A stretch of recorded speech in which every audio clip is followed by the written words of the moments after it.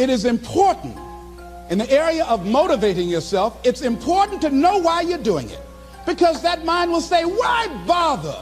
Why go through all this? This is too hard. No, throw in the towel. It's not worth it. Has it ever said that to you before? Here's how you can handle that. Here's how you override that. Write down 5 reasons why you deserve it. Why do you deserve what you want? Why you? Why do you deserve it? What meaning and value will it bring to your life? What's so different about you that you deserve your goal or this goal? And when you write down those 5 reasons, when you have some down moments, and you're going to have them, when that conversation starts talking to you, and it's going to talk to you, what you will do is you can pull that out and read it, and it will build you up. It will be your rod and your staff to comfort you through some challenging moments, because you're going to have some. Life will knock you between the eyes. It will catch you on the blind side, come out of nowhere, stuff you can't anticipate that will knock the wind out of you. You want to give up.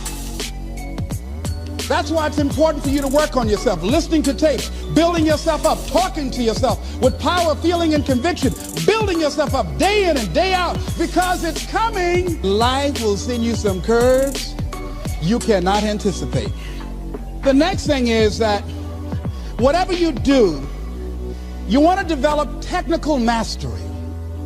You want to be the best at what you do. You want to master it. See, part of self-motivation is you've got to find something that gives you a strong sense of competence. Well, you become known for that. You develop a reputation of being good at doing that.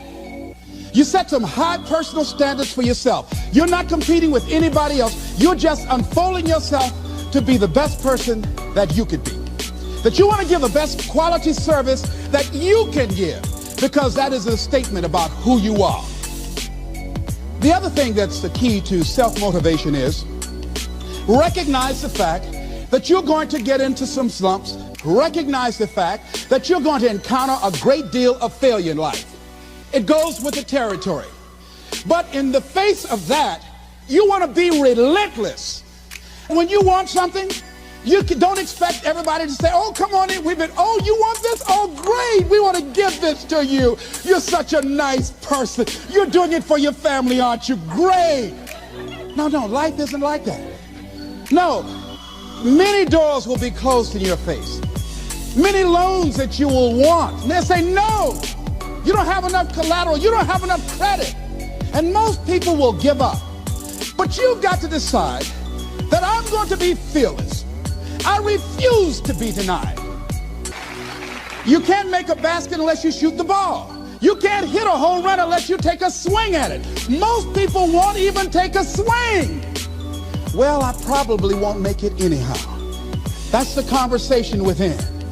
They probably won't give it to me anyhow. If you want something, you've got to be relentless. You've got to decide, I deserve this, and I'm going to have it. And you go all out to get it. That drives you. The next thing is that when you want something out of life, you've got to be willing to go into action. Don't wait around for things to be just right. Don't wait for things to be perfect. Don't wait for the ideal situation. It will never be ideal.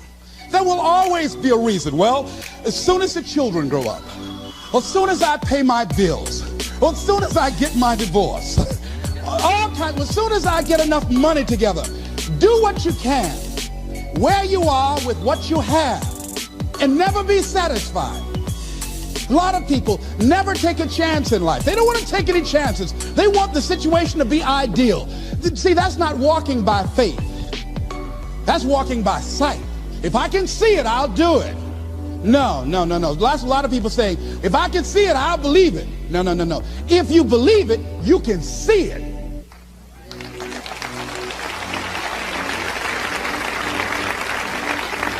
And don't be disturbed because no one else can see it. That's not unusual. That is ordinary.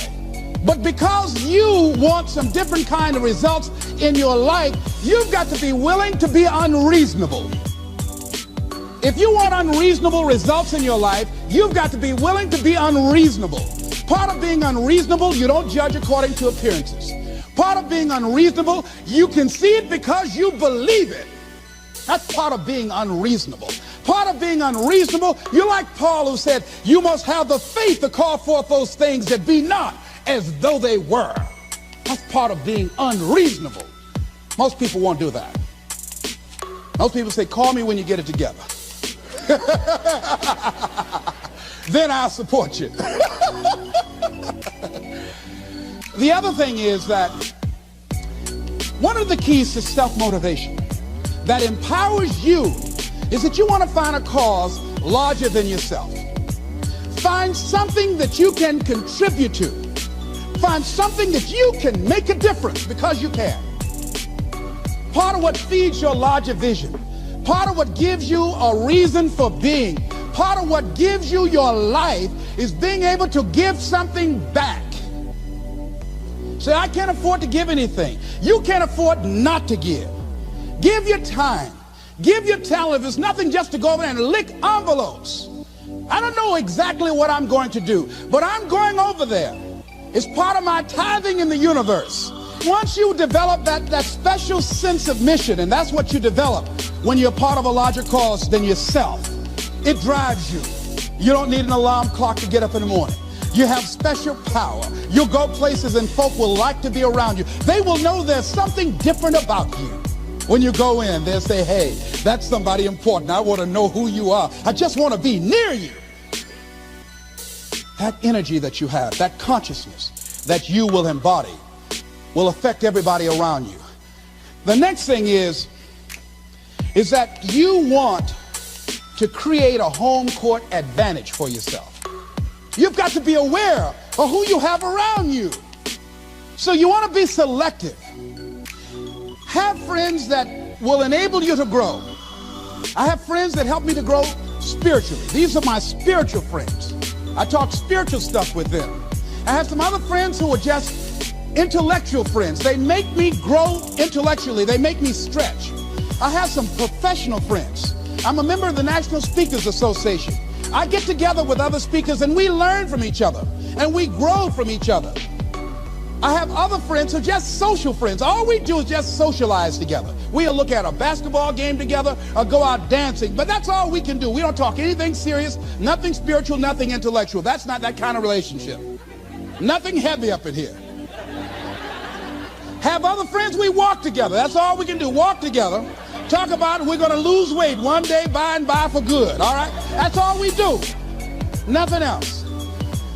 So, according to the relationships that you develop, we grow from people and projects.